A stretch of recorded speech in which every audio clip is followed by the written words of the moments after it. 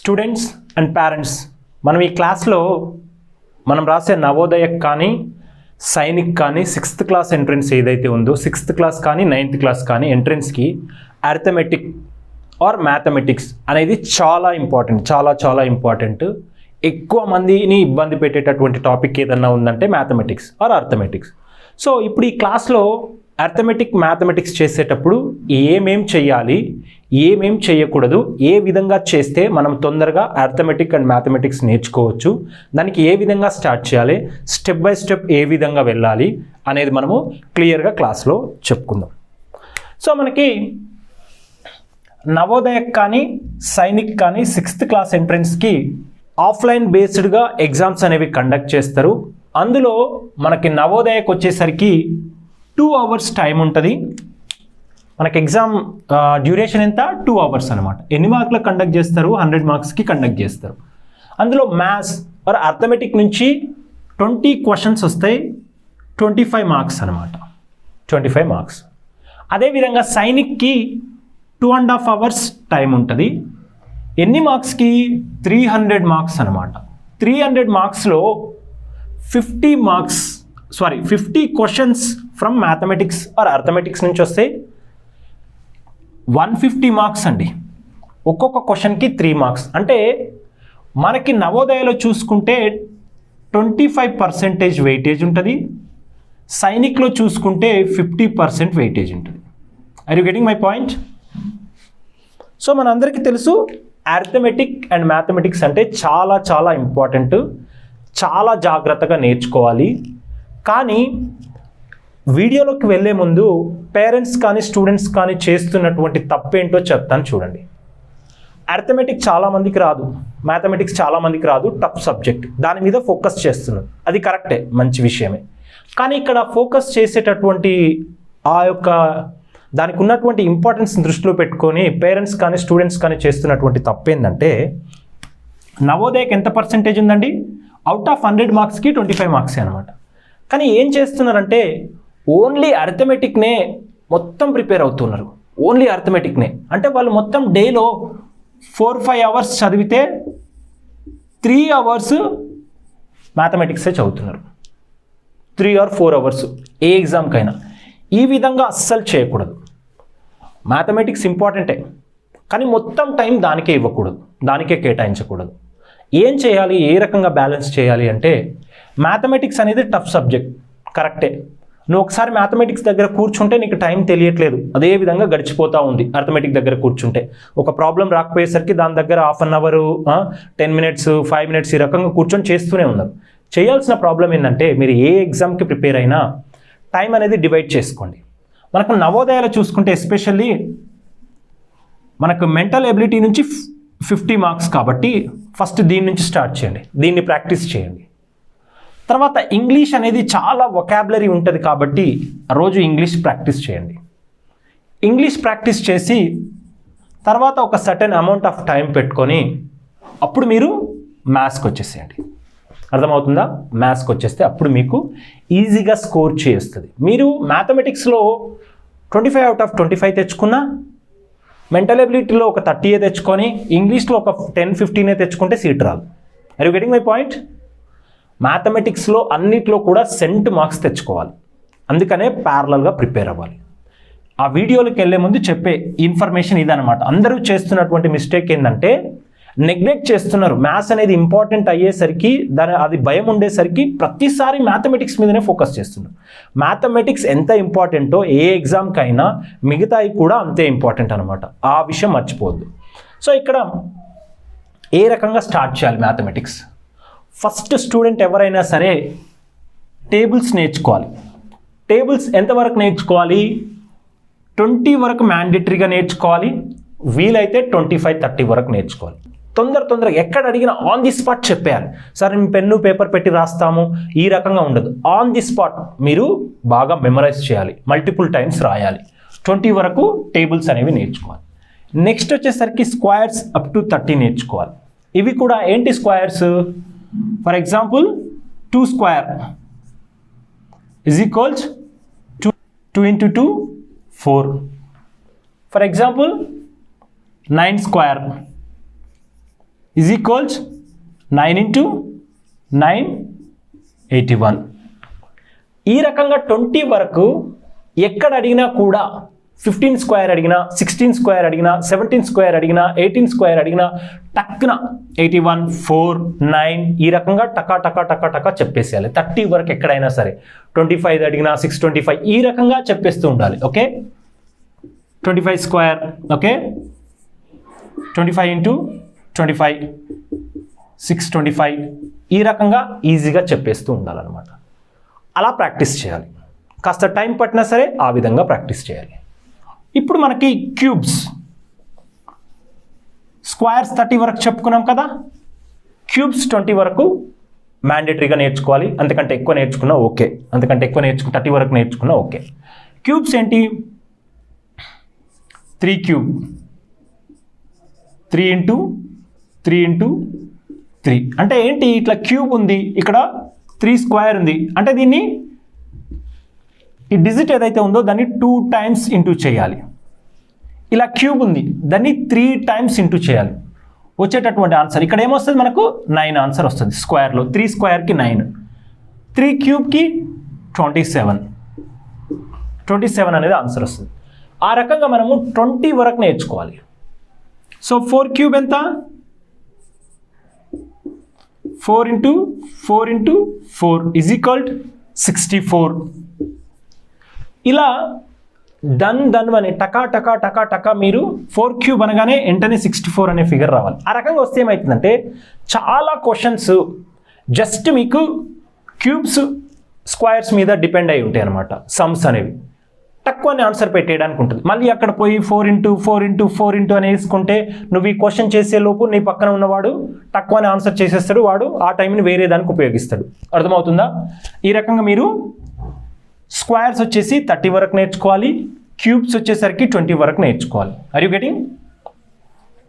ఇది అవ్వగానే నెక్స్ట్ నేర్చుకోవాల్సినటువంటి ఆపరేషన్ ఏంటంటే addition, subtraction, multiplication, divided by. ఏంటి అడిషన్? ఏంటిది? కూడిక. ఓకే, యాడ్ చేయడం ఏ విధంగా? 5 + 5 is equal 10. Okay, 6 + 6 is equal 12. ఇక్కడ చిన్న నెంబర్స్ చెప్పాను నేను. ఎంత పెద్ద నెంబర్ ఇచ్చినా ఈజీగా యాడ్ చేయడం నేర్చుకోవాలి. తర్వాత సబ్ట్రాక్షన్, తీసివేత. ఓకే, మైనస్ చేయడం. అవి కూడా ఎంత పెద్ద నెంబర్ ఇచ్చినా నేర్చుకోవాలన్నమాట. Multiplication. Okay, 5 into 5 25. Sorry 5 into 5 25. Okay, next 25 into 25 625. అది ఏ ఆర్డర్లో నేర్చుకుంటారో మీ ఇష్టం, కానీ ఎలా నేర్చుకోవాలి? Addition, subtraction, multiplication and division. Okay, divided by. ఇది కూడా, ఈ ఆపరేషన్ కూడా, ఈ 4 ఆపరేషన్స్ అనేవి నేర్చుకోవాలన్నమాట. Okay, 25 divided by 5 is equal to 25 by 5 is equal to 5. 5 ones are 5 5s are. Okay, answer ఏంటి మనకు? 5 అనేది ఆన్సర్ అనమాట. అర్థమవుతుందా? ఈ రకంగా ఈ 4 ఆప్షన్స్ అనేవి నేర్చుకోవాలి. దీని తర్వాత నేర్చుకోవాల్సిన రూల్ ఏంటంటే ఈ 4 ఆప్షన్స్ నేర్చుకున్నాం విడివిడిగా. అర్థమవుతుందా? ఈ 4 ఆప్షన్స్ విడివిడిగా నీకు అడిషన్ చేయడం వచ్చింది, సబ్ట్రాక్షన్ చేయడం వచ్చింది, మల్టిప్లికేషన్ చేయడం వచ్చింది, డివైడెడ్ బై చేయడం వచ్చింది. ఓకే, డివిజన్ చేయడం వచ్చింది. విడివిడిగా ఇస్తే చేసావు. ఇక్కడ ఇది ఇస్తే ఒకటే ఇచ్చాడు కాబట్టి ఈ ఆపరేషన్ ఈజీగా చేసేసావు. ఇక్కడ ఇది ఒకటే ఇచ్చాడు కాబట్టి ఈ ఆపరేషన్ ఈజీగా చేసేసావు. ఇక్కడ ఇది ఒకటే ఇచ్చాడు కాబట్టి ఈ ఆపరేషన్ ఈజీగా చేసేసావు. ఒకవేళ ఒక సమ్లో addition, subtraction, multiplication and division అనేవి 4 కలిపిస్తే ఏ విధంగా దాన్ని సాల్వ్ చేయాలి, అందులో ఫస్ట్ దేన్ని చేయాలి, ఏ ఆర్డర్లో చేయాలి అనే దాన్ని మనము వి బోర్డ్మాస్ రూల్ అంటారు. వి బోర్డ్మాస్ రూల్ అనేది, ఇక్కడ వి అనేది మీకు ఈ 5th 6th స్టాండర్డ్లో అవసరం లేదు, కానీ బోర్డ్మాస్ రూల్ అంటారు. ఈ బోర్డ్మాస్ రూల్ అంటే ఏంటంటే మీరు ఒక్కసారి చూసుకున్నట్లయితే ఇక్కడ మనకు ఒక ప్రాబ్లం ఇచ్చాడు, దాన్ని సాల్వ్ చేయమంటున్నాడు. ఏమంటున్నాడు? 12 + 2 -3 ఇంటూ బ్రాకెట్ 6 - 2 ఏ విధంగా చేయాలి? జనరల్గా ఈ ఆర్డర్లో చేసామనుకో, ఫస్ట్ 12 + 2 ఏమవుతుంది 14 అవుతుంది. 14లో నుంచి 3 మైనస్ చేస్తే ఏమవుతుంది 11 అవుతుంది. 11కి ఇంటూ ఉంది కదా, ఈ రెండింటిని చేసామనుకో 6 - 2 ఏమవుతుంది 4 అవుతుంది. 11కి మనకి ఇక్కడ వచ్చినటువంటి 4ని ఇంటూ చేసామనుకో 44 అవుతుంది అనమాట. ఆన్సర్ ఏమైపోతుంది చేంజ్ అయిపోతుంది. నేను ఒక్కసారి చూస్తా చూడండి. 12 + 2 12 + 2 ఏమవుతుంది 14 అవుతుంది. -3 ఆన్సర్ ఏమవుతుంది -3 అంటే 11 అవుతుంది. మళ్ళీ ఇక్కడ ఏముంది బ్రాకెట్లో 6 - 2 ఉందన్నమాట. ఈ 6 - 2 అంటే ఎంత అవుతుంది ఇక్కడ 4 అవుతుంది. ఆ 4 ఇంటూ ఇక్కడ ఉన్నటువంటి 4 వచ్చిన మనకు వీటితో వచ్చినటువంటి ఆన్సర్ ఏంటిది 11. 11 × 4 = 44 అవుతుంది. మనము అన్నీ కరెక్ట్గానే చేసాం అనిపిస్తుంది. ఏంటిది ఇక్కడ ప్లస్ ఉంది కాబట్టి ప్లస్ చేసాం, ఇక్కడ మైనస్ ఉంది కాబట్టి మైనస్ చేసాం, ఇక్కడ ఇంటూ ఉంది కాబట్టి ఇంటూ చేసాం, ఇక్కడ మళ్ళీ బ్రాకెట్లో మైనస్ ఉంది కాబట్టి మైనస్ చేసాం, ఈ రకంగా అనుకుంటాం. కానీ ఇది అబ్సల్యూట్లీ రాంగ్ అనమాట. ఈ మెథడ్ చేయకూడదు. ఇక్కడ మనం ఫాలో అవ్వాల్సింది ఏంటంటే బోర్డ్మాస్ రూల్ ఆర్ బోర్డ్మాస్ రూల్.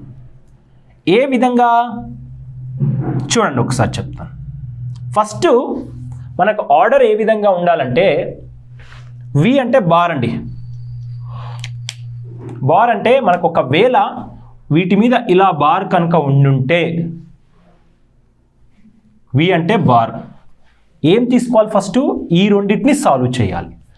బ్రాకెట్ అంటే అది ఈ విధంగా అయినా కావచ్చు, లేదా ఈ విధంగా అయినా కావచ్చు, లేదా ఈ విధంగా అయినా కావచ్చు.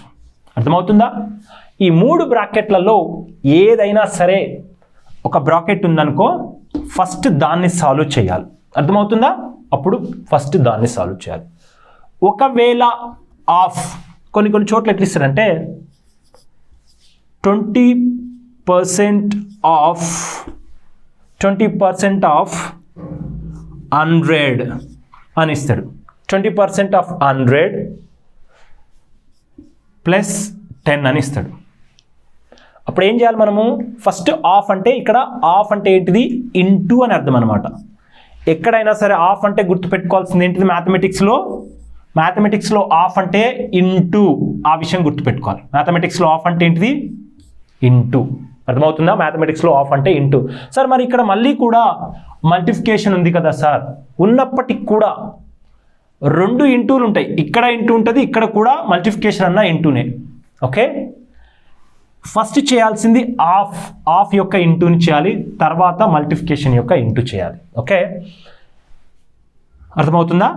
మనకి ఇక్కడ ఏం చేయాలి, ఆర్డర్ ఎలా ఉండాలి, ఫస్ట్ బార్, తర్వాత బ్రాకెట్, తర్వాత ఆఫ్, తర్వాత డివైడ్ ఏంటి డివిజన్ సింబల్ ఏదైతే ఉంటుందో దాన్ని సాల్వ్ చేయాలి. తర్వాత మల్టిప్లికేషన్ ఇంటూ, తర్వాత అడిషన్, తర్వాత సబ్ట్రాక్షన్, మైనస్ చేయడం సబ్ట్రాక్షన్. ఇప్పుడు ఆర్డర్లో చేసి చూద్దాం. మనం చెప్పుకున్న దాని ప్రకారం బార్ లేదనుకో దాన్ని వదిలేసేయాలి. ఇందులో బార్ ఎక్కడ లేదు కదా, దాన్ని వదిలేసేయాలి. బ్రాకెట్ ఉందా, బ్రాకెట్ ఉంది. అర్థమవుతుందా? బ్రాకెట్ ఉంది. ఆ బ్రాకెట్లో ఏముంది 6 - 2 ఉంది. ఓకే, 6 - 2. ఈ 6 - 2 ఆన్సర్ ఎంత? 6 - 2 అంటే 4 ఆన్సర్. అర్థమవుతుందా? బ్రాకెట్ సాల్వ్ అయిపోయింది కదా. ఇప్పుడు ఆ బ్రాకెట్ని తీసేస్తాం, మళ్ళీ మిగతాదంతా యాజ్ ఇట్ ఈస్గా రాసేసేయాలి. ఓకే, 12 + 2 - 3 ఇక్కడ ఇంటూ 4, దీన్ని చేయగా ఇంటూ 4 వచ్చింది. అప్పుడు మనము ఇక్కడ బార్ లేదు, బ్రాకెట్ చేసేసాము, ఆఫ్ లేదు, ఆఫ్ను వదిలేసేయండి. అప్పుడు డివైడ్, నెక్స్ట్ ఆర్డర్లో డివైడ్ ఉంది. డివైడ్ ఉంది ఎక్కడన్నా, డివైడ్ లేదు. తర్వాత ఏంది మల్టిప్లై, ఇక్కడ మల్టిప్లై ఉంది. అర్థమవుతుందా? 3 × 4 ఎంత 12. Are you getting my point? 12. 3 × 4 ఎంత 12. ఇక్కడ ఈ రెండింటిని చేస్తే 12 వచ్చింది. అప్పుడు మళ్ళీ ఏముంది, సింబల్ ఏముంది మైనస్. ఓకే, సింబల్ మారదు, ఇక్కడ మైనస్. నెక్స్ట్ ఇక్కడ 2 ఉంది, 2, ఇక్కడ 12 + ఈ రకంగా వస్తుంది అనమాట. ఇప్పుడు ఏమైంది 12 + 2 - 12. ఇక్కడ ఏ రకంగా చేయాలి, ఇప్పుడు ఈ రెండింటిని చేసినా నో ప్రాబ్లం. ఫస్ట్ ఏంటి, మళ్ళీ అడిషన్ చేయాలి. అడిషన్లు ఏమున్నాయి, 12 + 2 ఎంత 14 - 12. ఈజ్ ఈక్వల్స్ ఎంత అవుతుంది 2 వస్తుంది అనమాట. ఒక్కసారి 12 + 2 ఎంత అవుతుంది 14. ఇక్కడ సింబల్ ఏముంది మైనస్ 12. ఏ సింబల్ లేదంటే ఇక్కడ ప్లస్ అనే సింబల్ ఉందని అర్థం. Are you getting my point? ఇక్కడ 14 - 12 ఆన్సర్ ఏమొస్తుంది మనకు 2 వస్తుంది. ఆన్సర్ అనేది 2 వస్తుంది. స్టార్టింగ్లో ఈ ఆర్డర్లో చేసుకున్నట్టయితే మనకి ఏమొచ్చింది ఆన్సర్ వచ్చింది ఏంటిది జస్ట్ 44 వచ్చింది స్టార్టింగ్ ఈ ఆర్డర్లో చేస్తే. కానీ యాక్చువల్ రూల్ ప్రకారం చేస్తే ఆన్సర్ 2 వచ్చిందనమాట. ఇంత తేడా ఉంటుంది. అలాగే మీరు ఇది ట్రై చేయండి. ఈ ఆర్డర్ ప్రకారం ఇది 2 × +2 / 2 -2 అది మీరు ట్రై చేయండి. ఓకే, ఇది నేర్చుకున్న తర్వాత ఈ ఆర్డర్ నేర్చుకున్న తర్వాత ఇవన్నీ కూడా మళ్ళీ సపరేట్ క్లాస్లో సపరేట్గా చెప్తాను, మీరేం వరీ అవ్వకండి. ఇక్కడ నెంబర్ సిస్టమ్ అనే కాన్సెప్ట్ ఉంటుంది. ఏంటి సార్ నెంబర్ సిస్టమ్ అంటే, ఫర్ ఎగ్జాంపుల్ 1 2 3 ఇవి డిజిట్స్. Are you getting? ఇవి డిజిట్స్. తర్వాత ఇట్లా 1 నుంచి 9 వరకు ఉన్నాయని డిజిట్స్ అనమాట. 12 23 ఇవి నెంబర్స్. ఓకే, ఫస్ట్ డిజిట్ గురించి నెంబర్ గురించి నేర్చుకున్నాం. తర్వాత concept face value and place value అనేది ఉంటుంది. Face value and place value అంటే ఏంటి సార్ అంటే 25 ఓకే 254 అర్థమవుతుందా? 254. ఈ రెండు నెంబర్స్లో ఇక్కడ 2 యొక్క ఫేస్ వాల్యూ అంటే ఏంటంటే మన న్యూమరికల్ డిజిట్లో ప్లేస్ వాల్యూ ఫేస్ వాల్యూ అంటే ఆ యొక్క డిజిట్కి ఏ వాల్యూ ఉంటుందో దాన్ని నార్మల్గా 1 నుంచి 9 వరకు ఏ వాల్యూ ఉంటుందో అదే దాని యొక్క ఫేస్ వాల్యూ అవుతుంది. ప్లేస్ వాల్యూ ఏమవుతుందంటే ఇక్కడ ఇదేంటిది 25. ఇక్కడ యొక్క 2 యొక్క ప్లేస్ వాల్యూ ఎంత అంటే ప్లేస్ వాల్యూ 20. అర్థమవుతుందా? 20. ఇక్కడ 2 యొక్క ఫేస్ వాల్యూ అనేది 2నే, కానీ ప్లేస్ వాల్యూ అనేది 200. అదేలా సార్ అంటే మనకు కాన్సెప్ట్ ఉంటుంది. ఇదేమో యూనిట్ ప్లేస్, ఇదేమో 10th ప్లేస్. మనం ఎక్కడి నుంచి కౌంట్ చేయాలి? రైట్ సైడ్ నుంచి చేసుకుంటూ రావాలి. ఇక్కడ ఇదేమో యూనిట్ ప్లేస్ 4, 10th ప్లేస్ 5, ఇక్కడ 100th ప్లేస్. ఓకే, 100ల స్థానంలో ఉందన్నమాట. ఆ 100ల స్థానంలో ఉన్నది ఇక్కడ ఉన్నటువంటి 2 యొక్క ప్లేస్ వాల్యూ 200, ఇక్కడ ఉన్నటువంటి 2 యొక్క ప్లేస్ వాల్యూ 20. ఈ రకంగా కాన్సెప్ట్ ఉంటుంది. అది కూడా సపరేట్గా క్లాస్ చెప్తాను. Next one natural numbers, whole numbers అంటే ఏంటివి? న్యాచురల్ నెంబర్ అంటే ఏంటి? హోల్ నెంబర్ అంటే ఏంటివి? Next one even odd numbers అంటే ఏంటివి? నెక్స్ట్ వన్ ఇంటీజర్స్ అంటే ఏంటివి? నెక్స్ట్ వన్ ప్రైమ్ నెంబర్స్ అంటే ఏంటివి? నెక్స్ట్ వన్ కాంపోజిట్ నెంబర్స్ అంటే ఏంటి? నెక్స్ట్ వన్ రేషనల్ నెంబర్స్ అంటే ఏంటివి? ఈ రకంగా నెంబర్ సిస్టంలో ఉన్న టర్మినాలజీని నేర్చుకోవాలి. ఆ విధంగా నేర్చుకున్నట్టయితే ఏమవుతుంది, మీరు నెక్స్ట్ ఎక్కడికన్నా వెళ్ళినప్పుడు పర్సెంటేజ్ చేసినప్పుడు లేదా ప్రాఫిట్ అండ్ లాస్ లేదా సింపుల్ ఇంట్రెస్ట్ ఇలాంటి కాన్సెప్ట్లు ఉన్నాయి మనకు. టైమ్ అండ్ వర్క్ ఉంది, ప్రాఫిట్ అండ్ లాస్ ఉంది, సింపుల్ ఇంట్రెస్ట్ ఉంది. ఇలాంటి టాపిక్స్లోకి వెళ్ళినప్పుడు ఇవన్నీ అందులో ఇన్వాల్వ్ అయి ఉంటాయి. ప్రతిసారి ఇవన్నీ అందులో ఇన్వాల్వ్ అయి ఉంటాయి. ఇవన్నీ మళ్ళీ ప్రతిసారి సపరేట్గా నేర్చుకోలేరు కదా. ఒక్కసారి ఇక్కడ నేర్చుకుంటే, ఇక్కడ మెమరైజ్ చేస్తే, ఇక్కడ ప్రాక్టీస్ చేస్తే సింపుల్గా ప్రాఫిట్ అండ్ లాస్లో ఇప్పుడు తను ఒక పెన్ను 100 రూపాయలకు కొన్నాడు. దాన్ని కాస్ట్ ప్రైస్, కొనడం అంటే కాస్ట్ ప్రైస్. దాన్ని 150 రూపీస్కి సెల్ చేశాడు, సెల్లింగ్ ప్రైస్. ప్రాఫిట్ ఎంత అని అడుగుతాడు. ప్రాఫిట్ అంటే ఎంత మనకి 50 రూపీస్. ప్రాఫిట్ పర్సెంటేజ్ ఎంత అంటాడు. Are you getting my point? Profit percentage ఎంత అంటాడు. సో ఈ రకంగా ప్రాఫిట్ పర్సెంటేజ్ అంటే డిఫరెంట్గా ఉంటుంది, ప్రాఫిట్ అంటే డిఫరెంట్ ఉంటుంది. సో ఇలాంటి కాన్సెప్ట్లన్నీ మనకు ప్రాఫిట్ అండ్ లాస్ చెప్పేటప్పుడు మళ్ళీ సపరేట్గా ఇవన్నీ నేర్చుకోవాల్సిన అవసరం ఉండదు. అప్పుడు ఇవన్నీ కూడా అందులో ఇన్వాల్వ్ అయి ఉంటాయి. LCM, HCF ఇవన్నీ అందులో ఇన్వాల్వ్ అయి ఉంటాయి. సో నేను చెప్పేది ఏంటంటే పేరెంట్స్ అండ్ స్టూడెంట్స్కి మ్యాథమెటిక్స్ అనేది చాలా ఇంపార్టెంట్ టాపిక్. అలాగని చెప్పేసి మీ ఎంటైర్ టైం అంతా మ్యాథమెటిక్స్కే స్పెండ్ చేయకండి. ఓకే, సర్టెన్ టైం ఇచ్చేసేయండి. ఈజీగా ఉన్నటువంటిది ఏంటిది, చాలామంది మెంటల్ ఎబిలిటీ ఆర్ రీజనింగ్ అనేది చాలా ఈజీ సార్ అని అంటారు. సో దాన్ని ఈజీ అని చెప్పేసి కంప్లీట్గా ఇగ్నోర్ చేయకండి. డైలీ సర్టెన్ టైం మెంటల్ ఎబిలిటీకి, రీజనింగ్కి ఇవ్వండి. తర్వాత ఇక్కడ మ్యాథమెటిక్స్కి ఒకవేళ మీకు టఫ్ అనుకున్నారు అనుకో, ఎగ్జామ్లో ఎంత పర్సెంటేజ్ ఉంది, 25% ఉంది సార్. నేను నవోదయలో ఉన్న 50% ఉంది సార్, మాకు ఏంటి 50% మెంటల్ ఎబిలిటీ ఉంది కాబట్టి సార్ నేను దానికి జస్ట్ 30% ఆర్ 35% టైం పెడితే సరిపోతుంది సార్, నేను దాన్ని చేయగలుగుతా అనుకుంటే దానికి ఒక 1 అవర్ టైం తక్కువ కేటాయించండి. మీకు ఇది కష్టంగా అనిపిస్తే దీనికి ఒక ½ an hour or 1 hour time ఎక్కువ కేటాయించండి. మీరు ఎంటైర్ ఫర్ ఎగ్జాంపుల్ రోజు ఒక 4 అవర్స్ చదువుతున్నారు అనుకుందాం. 4 అవర్స్ చదువుతున్నారు డైలీ. 4 అవర్స్ చదివితే రేషియో ప్రకారం 1 అవర్ మ్యాథ్స్కి ఇవ్వాలి, 2 అవర్స్ మెంటల్ ఎబిలిటీకి ఇవ్వాలి, 1 అవర్ ఇంగ్లీష్కి ఇవ్వాలి. Are you getting my point? 1 hour ఇంగ్లీష్కి ఇవ్వాలి. సార్ నాకు మెంటల్ ఎబిలిటీ అనేది ఈజీగా వచ్చేస్తుంది సార్, నేను ఒక 1 అవర్ ప్రాక్టీస్ చేస్తే చాలు అని అనుకుంటే అప్పుడు ఇందులో మిగిలినటువంటి 1 అవర్ టైం ఎక్కడ 1 అవర్ టైం ఉంటుంది కదా, ½ అన్ అవర్ మ్యాథ్స్కి ఇవ్వండి, మిగతా ½ అన్ అవర్ ఇంగ్లీష్కి ఇవ్వండి. అర్థమవుతుందా? సార్ నేను ఇంగ్లీష్ కూడా బాగా చేయగలను సార్, నాకు చాలా బాగా వస్తుంది ఇంగ్లీష్, ఇలా చూశానంటే ఇలా చదివానంటే ఈజీగా వచ్చేస్తుంది, నాకు తెలియని వొకాబులరీ అంటూ లేదు, నేను ఏది ఇచ్చినా చదువుతాను, ఏది ఇచ్చినా నేను ఆన్సర్ చేయగలుగుతాను అని అనుకుంటే ఈ ½ అన్ అవర్ కూడా మ్యాథమెటిక్స్కి ఇవ్వండి. Are you getting my point? అంతేకాని చదివే 4 అవర్స్లో 3 అవర్స్ మ్యాథమెటిక్సే చదివి ఒక ½ అన్ అవర్ లేదా ఈజీనే కదా అని చెప్పేసి మెంటల్ ఎబిలిటీని వదిలేసి ఒక 1 అవర్ 40 మినిట్స్ ఇంగ్లీష్కి ఇస్తే సెలక్షన్ అనేది రాదు, మీకు సీట్ అనేది రాదు.